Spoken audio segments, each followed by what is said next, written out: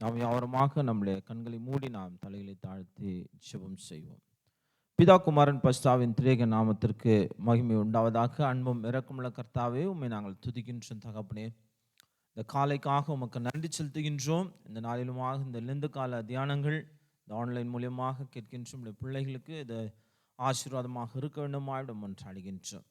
உடைய திருக்கரத்துக்களாக எங்களை நாங்கள் அர்ப்பணிக்கின்றோம். நீர் எங்களை பொறுப்படுத்தி வழிநடத்தும். இயேசுவோடு மன்றாடுகின்றோம் கர்த்தாவே, ஆமென்.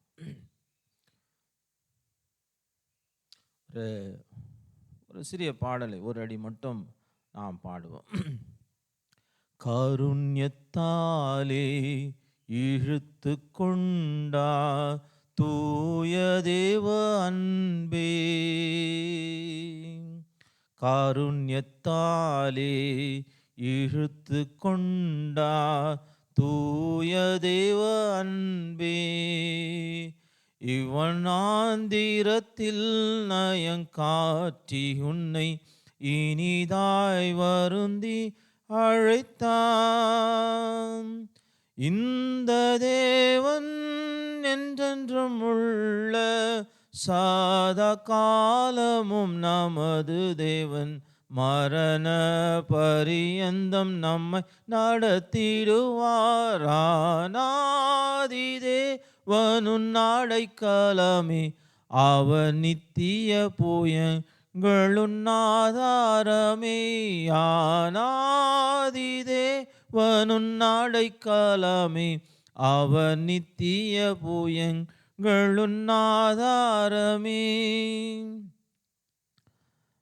அவருடைய இரக்கமுள்ள கரங்களால், அவருடைய காருண்யத்தால் கர்த்தர் நம்மை அழைத்து கொள்கின்றார் என்று நாம் பார்க்கின்றோம். இந்த நாளிலுமாக ஒரு சிறிய திருமறை பகுதியை நாம் வாசிக்க கேட்கின்றோம். இந்த நாளிலே நாம் அனைவரும் அறிந்த வண்ணமாக ரூத் புத்தகத்தை குறித்து நாம் தியானிக்க இருக்கின்றோம். அதுமாக 3ஆம் அதிகாரம், ரூத் 3ஆம் அதிகாரம் 9-10 வசனத்தை நான் வாசிக்கின்றேன்.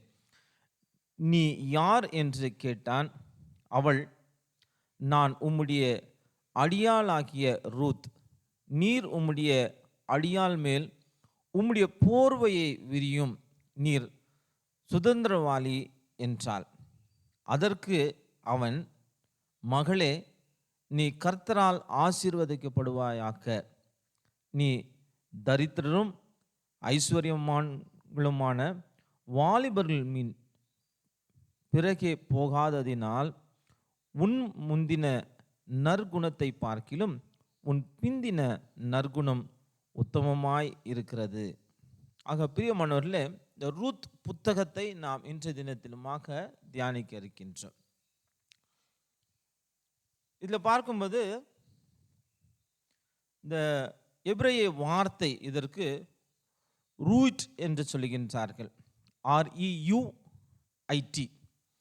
இந்த ரூயிட் என்கின்ற எபிரேய வார்த்தைக்கு பொருள் என்னவென்றால் ஃபெலோஷிப் அல்லது அசோசியேஷன். ஆக இந்த இடத்திலுமாக நாம் பார்க்கின்றோம். இன்றைய தினத்தின் தலைப்பு என்னவென்றால் the kinsman redeemer, Christ the kinsman redeemer. ஆக நம்ம இந்த தொடர்ச்சியாக பார்த்து கொண்டிருக்கின்ற காரியத்தில் என்னென்னா, இயேசு கிறிஸ்துவை எப்படி நாம் பார்க்கலாம். இந்த ரூத் புத்தகத்தில் இயேசு கிறிஸ்துவை எப்படி பார்க்கலாம், அல்லது இயேசு கிறிஸ்துவை ரூத் புத்தகம் எப்படி வெளிப்படுத்துகின்றது என்று நாம் பார்க்கின்றோம். அதில் முக்கியமான ஒரு கீவேர்டு என்னவென்றால் த கின்ஸ்மேன். அப்போ இந்த கின்ஸ்மேன் என்பதற்கு தமிழ் சொல் அல்லது அந்த மீனிங் என்று நாம் பார்க்கும் பொழுது அதிகமாக ஒரு சொல் கிடைப்பது கிடையாது. ஏனென்றால் இது ஒரு எபிரேய சொல்லாக இருக்கிறது. அந்த எபிரேயருக்குரிய ஒரு தன்மையாக இருக்கிறது. ஏனென்றால் எபிரேயர்களுடைய முறைமையின்படி ஒரு குடும்பம் ஆண் வாரிசு இல்லாமல் இருக்குமானால் நெருங்கிய ஒரு உறவினர் அந்த வாரிசை உருவாக்குவதற்கு ஒரு ஒரு ஒரு கருவியாக அவர் இருக்கின்றார். அப்படியாக அந்த சொத்துக்களை வாங்குகின்ற ஒரு பொறுப்பு அவருக்கு இருக்கின்றது. இப்படி தான் யூத பாரம்பரியத்தில் இருக்கிறது. ஆக இந்த கின்ஸ்மேன் ரெடிமர் என்று நாம் பார்க்கும் பொழுது a nearest relative. அவர் என்ன செய்யலான்னா, அடமானம் வைத்திருக்கின்ற அவருடைய நிலத்தை வாங்கலாம். அந்த குடும்பத்தில் விதவைகள் இருக்கும் பொழுது அந்த ஒரு லைனேஜ், அந்த ஃபேமிலி லைனேஜ் உருவாக்குவதற்காக அந்த விதவைகளை திருமணம் செய்து கொள்ளலாம்.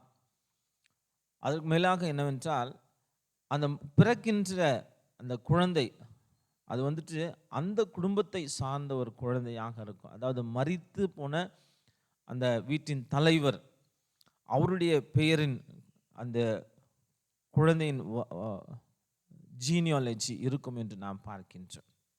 ஆக இப்படியாக இருக்கும் பொழுது இந்த ரூத் புத்தகத்திலே நாம் பார்க்கின்ற என்னென்னா, எலிமெலேக் என்கின்ற ஒரு நபர், அவருடைய துணைவியார் நகோமி, இருவருமாக அவர்களுக்கு 2 பிள்ளைகள் இருந்தது. இவர்கள் மோவாப் தேசத்திற்கு கடந்து போகின்றார்கள். ஏனென்றால் பஞ்சத்தால் பாதிக்கப்பட்டிருக்கின்றார்கள்.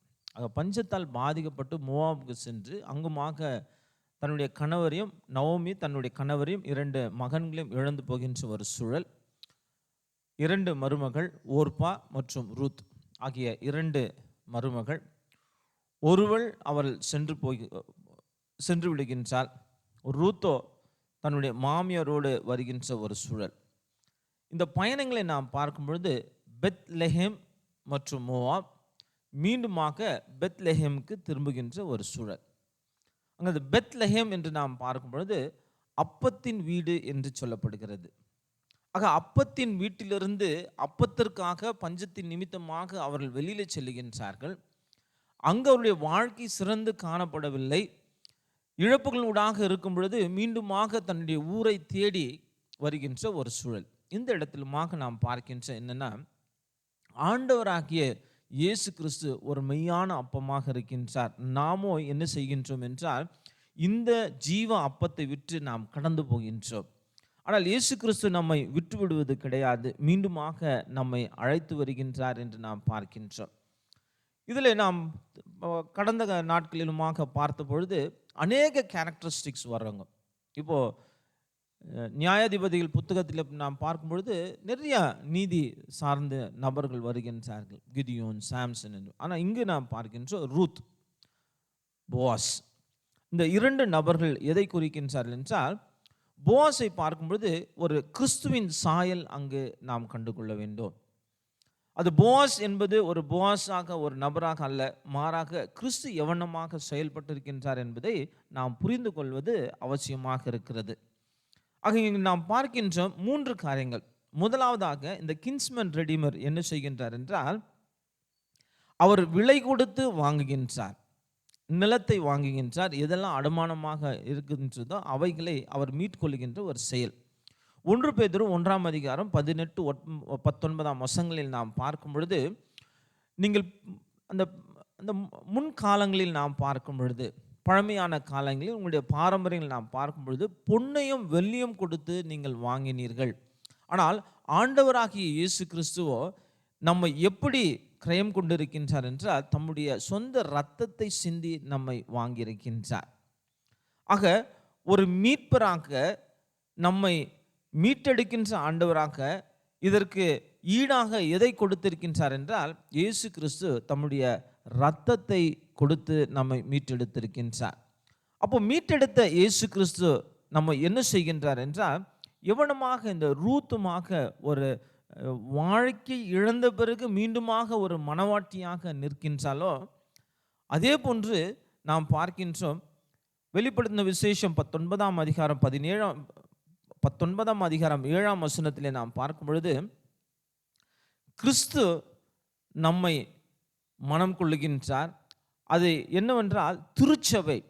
ஒரு திருச்சபை என்பது மனவாட்டியாக கிறிஸ்துவுடைய சமூகத்தில் அர்ப்பணிக்கப்படுகின்ற ஒரு சூழல். மீண்டுமாக நமக்கு ஒரு வாழ்வை ஆண்டவராகிய இயேசு கிறிஸ்து தருகின்றார், மேன்மைப்படுத்துகின்றார், தகுதியில்லாத நம்மை தகுதிப்படுத்துகின்றவராக இருக்கின்றார். ஆக இழப்புகளூடாக நாம் கடந்து போகும் பொழுது, நம்முடைய வாழ்க்கையை இருள் நிறைந்த ஒரு வாழ்க்கையாக இருக்கும் பொழுது, அவர் நமக்கு மீட்பை அளிப்பது மட்டுமல்ல, அவர் என்ன செய்கின்றார் என்றால், இழந்து போனதை மீண்டுமாக நமக்கு கொடுக்கின்ற ஆண்டவராக இருக்கின்றார். அது இந்த ரூத்துடைய வாழ்க்கையில் பார்க்கும் பொழுது, ரூத் வந்துட்டு ஒரு மோவாபிய பெண், த அவுட்காஸ்ட். ஆக இந்த விளிம்பின் வெளியிலே இருக்கின்ற நபர்களாகிய நமக்கு இந்த மைய பகுதியிலே ஆண்டவராகிய இயேசு கிறிஸ்து அழைத்து வருகின்றார் என்று நாம் பார்க்கின்றோம். அதுதான் இங்குமாக நாம் பார்க்கின்ற என்னென்ன, இந்த ரூத் வந்துட்டு அவள் மோவாபியல். ஆனால் இந்த தாவீதின் வம்சத்திலே இடம்பெறுகின்ற ஒரு பெண்மணியாக அவள் மாறுகின்றார். ஆக நாமுமாக ஒரு புறக்கணிக்கப்பட்ட ஒரு சூழலில், ஓரம் தள்ளப்பட்ட ஒரு சூழலில் இருக்கும் பொழுது ஆண்டவராகிய இயேசு கிறிஸ்து நம்மை கிரயம் கொண்டு இருக்கின்றபடியா, அவருடைய இரத்தத்தால் நம்மை மீட்டிருக்கின்றபடியா, நம்மை அவர் அணைத்து கொண்டு அவருடைய குடும்பத்தின் அங்கத்தினர்களாக மாற்றுகின்றார். ஆக நிறை வாழ்வை சுதந்திரவாளிகளாக நாம் மாறுகின்றோம். இதுதான் தீத்து 3ஆம் அதிகாரம் 7ஆம் வசனத்திலே நாம் பார்க்கின்றோம். ஆக இந்த ஒரு ஆசீர்வாதங்களுக்காக கர்த்தருக்கு நாம் நன்றி சொல்லுவோம். நம்மை அவருடைய இரத்தத்தை சிந்தி மீட்டிருக்கின்றார். நமக்கு வாழ்வை கொடுக்கும்படியாக நம்மை மனவாட்டியாக கர்த்தர் ஏற்றுக்கொள்கின்றார். அது மட்டுமல்ல, நமக்கு நிறை வாழ்வை கொடுத்து அந்த நித்திய சுதந்திரத்துக்குள்ளாக நம்மை இழுத்து கொள்ளுகின்ற ஆண்டவராக இருக்கின்றார். ஆக இந்த ஒரு 3 காரியங்களை நினைத்து இந்த ரூத் புத்தகம் இவைகளை வெளிப்படுத்துகின்றது. இயேசு கிறிஸ்து நம் வாழ்க்கையிலே எப்பொழுதுமாக நன்மையான காரியங்களை செய்கின்ற ஆண்டவராக இருக்கின்றார். இந்த நாளிலுமாக இந்த லைவ் ஸ்ட்ரீம் பண்ண முடியாத ஒரு சூழல், நெட் ப்ராப்ளம் நிமித்தமாக. ஆகையால் இதை ரெக்கார்ட் செய்து போடுகின்ற ஒரு சூழலாக இருக்கிறது. திருச்சபையினர் இதை பார்த்து பயன்பெறும்படி அன்போடு கேட்டுக்கொள்கின்றேன். தலைகளை தாழ்த்தி ஜெபம் செய்வோம். அன்பும் இரக்கமுள்ள கர்த்தாவே, இந்த நாளிலுமாக இந்த ரூத் புத்தகத்தை குறித்து நாங்கள் தியானிக்கும்படி கர்த்தர் பாராட்டின தயவுக்காக உமக்கு நன்றி செலுத்துகின்றோம். கேட்ட இந்த திருமறை வசனங்களை எங்களுடைய மனதில் இருத்தி வைத்தவர்களாக, உம்முடைய பிள்ளைகளாக நாங்கள் ஜீவிக்க இந்த லெந்து காலங்கள் எங்களுக்கு ஒரு அர்த்தமுள்ள காலங்களாக கர்த்தர் நீர் அமைத்து தாரோம். உங்களுடைய கிருபை எங்களை சூழ்ந்திருக்கட்டும். நீர் எங்களை பொறுப்படுத்தி வழிநடத்தும். உங்களுடைய பிள்ளைகள் ஆண்டவரே, இந்த நாள் அது இனிய நாளாக கர்த்தர் நீர் ஆசீர்வதிக்க வேண்டுமாய், உங்களுடைய பிள்ளைகளை பாதுகாத்துக் கொள்ள வேண்டுமாய், போக்கியும் வரத்தையும் கர்த்தர் நீர் ஆசீர்வதித்து வழிநடத்த வேண்டுமாய் இயேசுவோடு மன்றாடுகின்றோம் கர்த்தாவே, ஆமென். என் ஆத்துமாவே கர்த்தரை ஸ்தோத்திரி, என் முழுமையாக பரிசுநாமத்தை ஸ்தோத்திரி. என் ஆத்துமாவே கர்த்தரை ஸ்தோத்திரி, கர்த்தர் செய்த சகல உபகாரமாறாதே. ஆமென். ஆண்டவராகிய இயேசு கிறிஸ்துவின் கிருபையும் பிதாவின் அன்பும் பரிசுத்தவாவின் தூய வழிநடத்தலின் ஐக்கியம் நம் அனைவரோடும் நம்முடைய சுகத்தோடு சமாதானத்தோடும் இன்றும் என்றும் தங்கியிருப்பதாக. ஆமென்.